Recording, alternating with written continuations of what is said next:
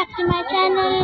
जैसे कि अब मैं अपनी मासी के आई हूँ, आपको देख के तो पता चल ही रहा होगा सब कुछ अलग अलग। तो अभी मैं जा रही हूँ अपनी मतलब दीदी के यहाँ।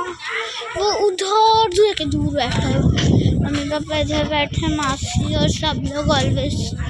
अभी हमारी लाइट चली गई थी। मैंने सोचा था कि मैं पहले आपको मिल लूँ, बट लाइट चली गई थी। सो चलो जब तक घूमता।